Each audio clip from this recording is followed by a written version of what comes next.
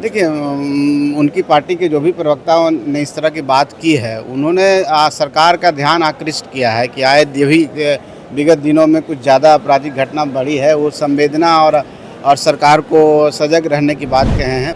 देखिए उनका तो आदत आदत है इस तरह के, उनके कार्यकर्ता जब भी उनको मौका मिलेगा उग्र हो जाते हैं और वो 90 के जंगल राज की याद दिलाते हैं। लेकिन उनको बोलने दीजिए, वो हमेशा राजद के बी टीम ही रहेंगे, राजद उनके आका है यहाँ बिहार में। चिराग पासवान को धमकी मिलता है, उसको लेकर एफआईआर भी किया जाता है, पर जीतन राम मांझी के बेटा यानी संतोष सुमन, जो कि नीतीश कैबिनेट में मंत्री, सीधा सवाल किया जाता है। देखिए किस तरीके से संतोष सुमन तमाम चीजों को लेकर अपनी बातों को रख रहे हैं। उतना ही नहीं, देखिए बिहार में आपराधिक घटनाओं को लेकर भी सवाल पूछा गया है। लालू प्रसाद यादव के नेता कह रहे हैं पूरा बाल साफ करो। क्या कुछ करे संतोष कुमार सुमन, सबसे पहले हम आपको वो सुनाते हैं।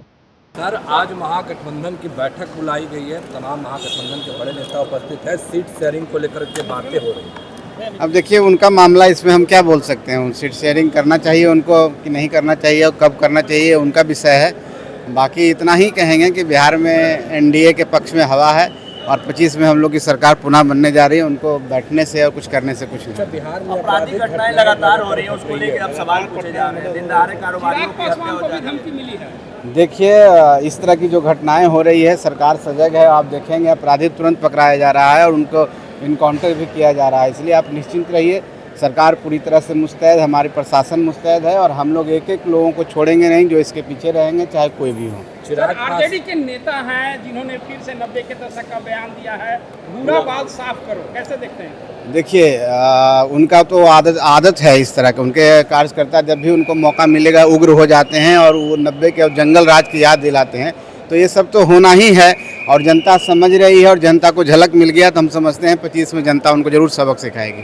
चिराग पासवान की पार्टी की ओर से कह रहे हैं कि बिहार में लॉ एंड ऑर्डर ठीक नहीं है, सरकार को इस पर गंभीरता से देखना। देखिए उनकी पार्टी के जो भी प्रवक्ताओं ने इस तरह की बात की है, उन्होंने सरकार का ध्यान आकृष्ट किया है कि आए भी विगत दिनों में कुछ ज़्यादा आपराधिक घटना बढ़ी है, वो संवेदना और सरकार को सजग रहने की बात कहे हैं। बाकी कुछ नहीं है और सरकार संज्ञान ली है, सरकार पूरी तरह से सक्षम है, प्रशासन हमारा सक्षम है। माननीय मुख्यमंत्री जी सुशासन बाबू के रूप में जाने जाते हैं, अपराधी यहाँ बच नहीं सकते हैं। कितने सीटों पर अभी ये मामला तय नहीं हुआ है, जब तक कुछ बात नहीं होती है तो इस पर क्या हम बात करेंगे। महाराष्ट्र में जिस तरीके से हिंदी भाषा को लेकर बयानबाजी हो रही है और कहा जा रहा है कि अगर महाराष्ट्र में रहना है तो मराठी बोलना सीखना होगा। देखिए दुखद है और हमारा देश भारतवर्ष है और यहाँ हिंदी हमारी राष्ट्रभाषा है। कोई भी नेता हो, कोई भी व्यक्ति हो, इस तरह की बात करते हैं वो देश के नागरिक नहीं हो सकते हैं, वो देशद्रोही हो सकते हैं। हम हिंदी का सम्मान करते हैं, सभी भाषाओं का सम्मान करते हैं। यहाँ पर किसी एक भाषा को, एक धर्म को लेकर नहीं चला जा सकता है।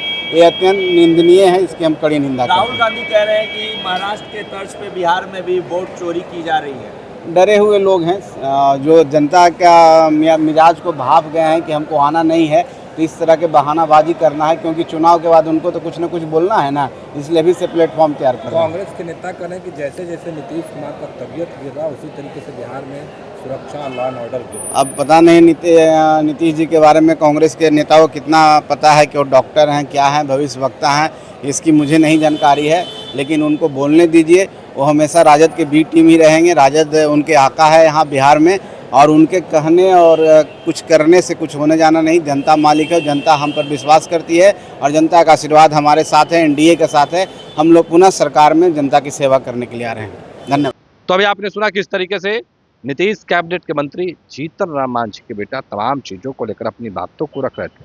देखिए महागठबंधन की आज बैठक हो रही है, सवाल इस पर भी पूछे गए, किस तरीके से जवाब दे रहे थे, वो तमाम बयान हमने आपको सुनवाया।